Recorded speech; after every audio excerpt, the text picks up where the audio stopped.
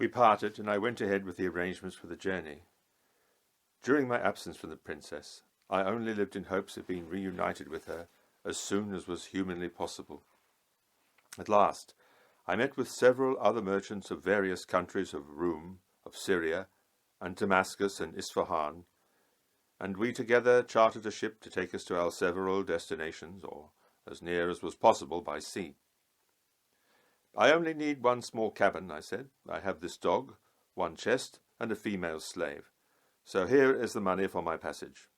So saying, I paid over the cash, and my mind was somewhat more at ease, though I was still very excited as to how to manage the last part of the plan. I went to the nurse's house and bade her good-bye, with a bag of silver coins, saying that I was now returning home. If I could just see the princess for a few seconds, I continued, it would be pleasant to thank her for saving my life, and to bid her farewell for the last time. The nurse agreed and said, "If you will kindly return tonight at such and such a place, I will see if I can get her to come to you." I replied, "So be it," and went back to the sarai, having my chest carried on board by a slave boy, and also placing my bedding in the cabin. "I am going to bring my female slave on board with me tomorrow," I said to the master, "and my dog." "Excellent," said he. "We shall be weighing anchor quite early, on the first tide of the day." "I will come in good time," I replied. My heart was beating in my breast like a nightingale in a cage. As the darkness fell, I was at the appointed place, and swiftly the princess came towards me, in a dress of common cloth, with her jewels in a casket, wrapped up in a shawl of very ordinary manufacture. She handed the bundle to me, and we went into the boat, which took us out to the vessel. The faithful dog was with us, as close as our shadows. When it was the first tide of the day, we up-anchored and were soon on our way. As we watched from the deck of the ship, we heard the sound of cannon fire in the distance. Something was wrong, and we looked at each other in dread. The princess wrapped herself more closely in the coarse material of her veil. The ship was anchored, and everyone on board began to worry about the cause of the bombardment. All the merchants had handsome female slaves on board whom they had bought in Ceylon, and it was feared that if the governor came on board he would seize them, as he usually did, giving the owners scarcely what they had paid for them. So they locked them up in chests with open frets in the lids, that they might not lose their beautiful human cargoes. I put my beloved, delicate princess in my chest, as the others had done, hoping that she would be able to breathe through the holes in the side. In the meantime, a swift boat with the governor and his officials made speed to catch us up and signalled that they were about to come on board. I secretly imagined he had some news of the flight of the princess, and wanted to search all ships leaving the port for that reason. However, I contrived to put a bold face on it, and hoped that if I did not show any fear, all would go well. But I had not counted on the cunning of the governor. He soon had us unlocking all our chests, and to my great grief, with the other girls, the princess was captured and taken away. In a few hours, some of the girls were returned to the merchants, but the princess was not among that number. "What can have happened to my slave?" I asked. "Perhaps she has found favour with the king," someone told me. I was nearly mad with grief and longing. How could I discover the truth? It seemed absolutely impossible to find out. All the merchants tried to cheer me up by saying, "Oh, well, never mind, you can always buy another slave at the next marketplace we visit. It is not the end of the world." I could not reply that to me that was exactly what it was. "I cannot now go on to Persia," I said. "Let me go wherever you are going." They agreed, and this dog came with me when we stepped from the boat.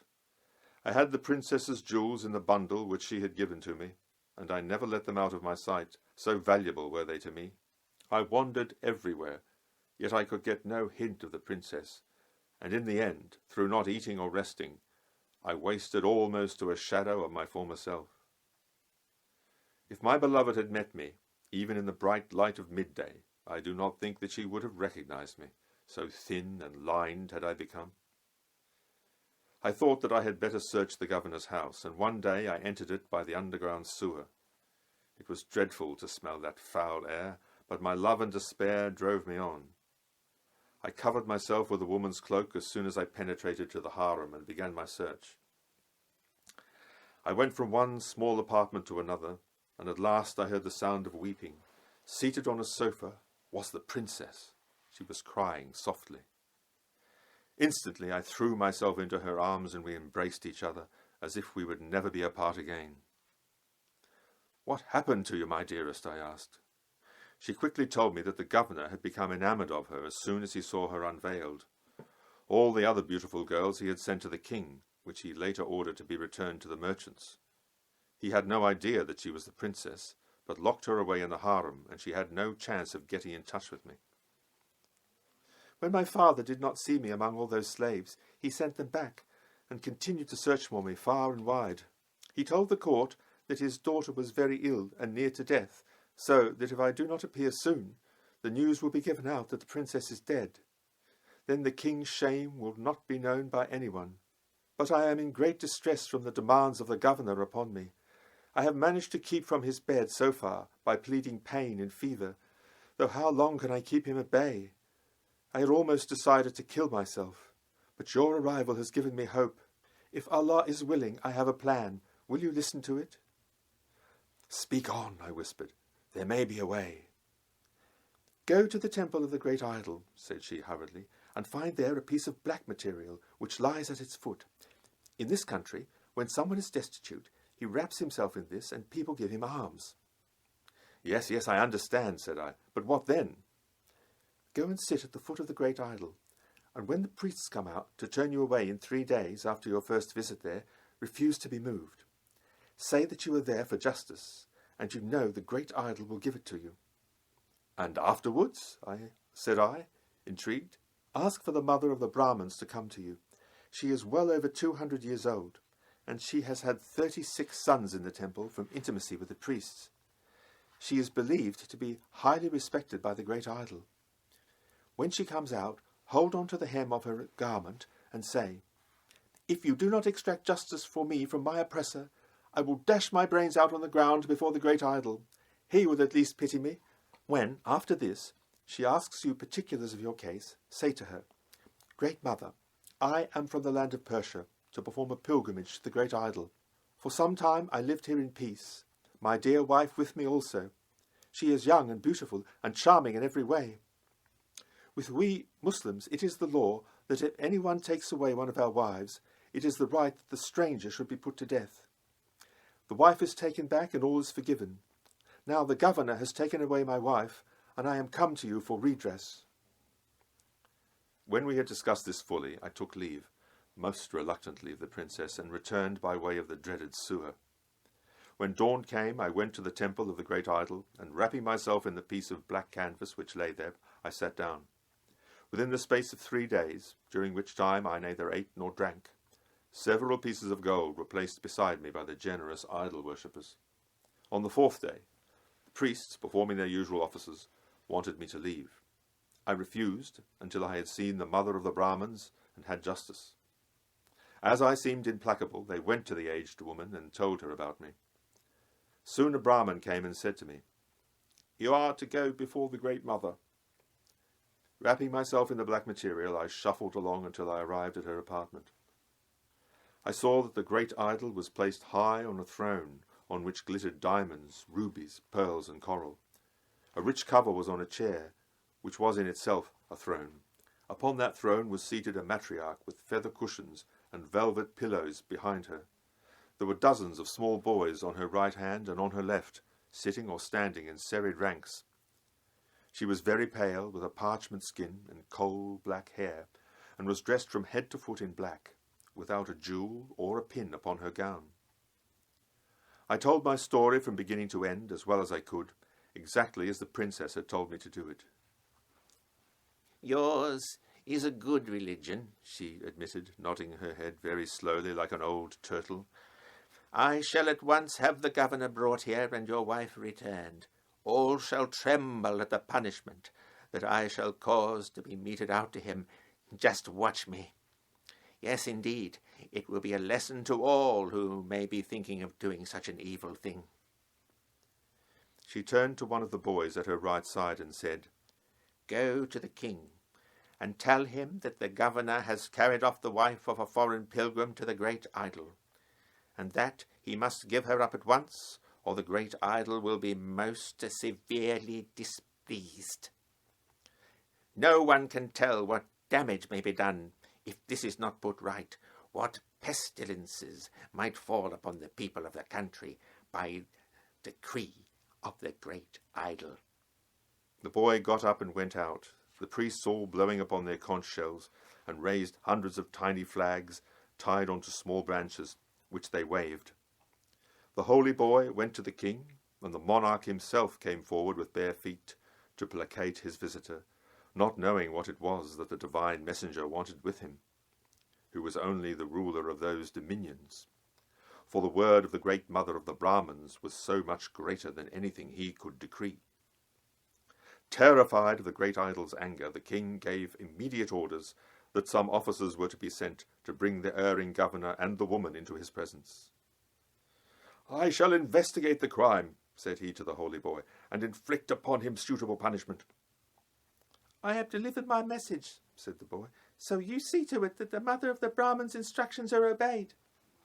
All the nobles who were present then began to say, Yes, of course, that governor is a bad man, most corrupt and mean, ungenerous to a degree. Whatever the mother of the Brahmins has said is perfectly true. He is due for destruction. We know. When the king heard all this from everyone at court, he immediately sent a noble to bring me a robe of honour, which I at once put on. Having received a tray of the finest jewels and golden nuggets, the boy from the temple left, and the king was able to call for his shoes and crown. I was given a letter signed by the king's own hand, saying that I was to be made governor of the fortress in place of the evildoer, and all his belongings and land were to be confiscated and given to me. The mother of the Brahmins was pleased with the letter when she read it, after I returned to the temple of the great idol. She then sent me with 500 or so armed musketmen, and gave them orders to go to the port, apprehend the governor, and deliver him up to me, so that I might put him to death. I was also allowed to put him to what torture I pleased, until he sought relief in death. So dreadful was that writing signed by the savage king. She then gave me a complete suit of clothes from the wardrobe of the great idol, and dismissed me from her sight. I was glad enough to go, having felt the strain of the interview more than I could bear without sweating profusely. When I reached the port, the discredited governor was brought before me. I arrived with my eyes red with rage, and drawing my sword, I cut off the villain's head with one blow. After taking charge, I went into the harem, and there I met again my beloved princess, and we thanked Allah for his goodness. I came out and promoted the officers and slaves to greater tasks, and presented purses of gold to senior and minor officials alike, to the guards and soldiers who had protected me. I distributed gold and silver coins, and everyone hailed me as the new governor. One thing remained for me to do, and that was to make up a great number of bundles of silken shawls and jewels, and items of great rarity, and lay them before the aged mother of the Brahmins. As the governor, I could present myself at court, and I was able to give a good account of myself to the king at every meeting. When I came out from the king's company, I made so many presents to the servants and slaves that they thought me the most generous person in the world, and no doubt they thought possessed of the treasures of Midas. To cut a long story short, I was soon very happy in my new position, and it seemed that everyone loved me and praised my administration.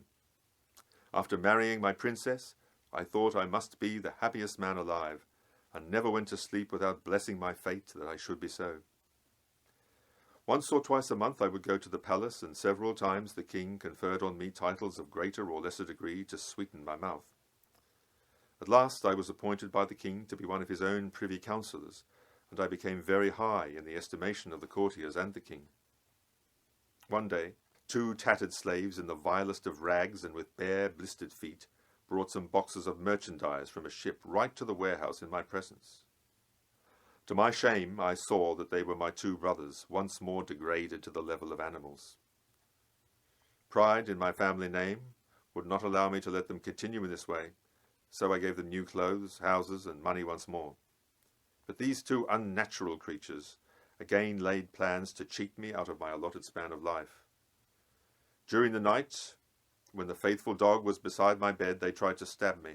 But as they drew the blades from their scabbards, the dog woke and barked, and the guards rushed in and disarmed them. All the people began to demand that they be executed for having so treacherously sought to deprive me of breath, when all that they owned, even the daggers they used to attack me, were mine.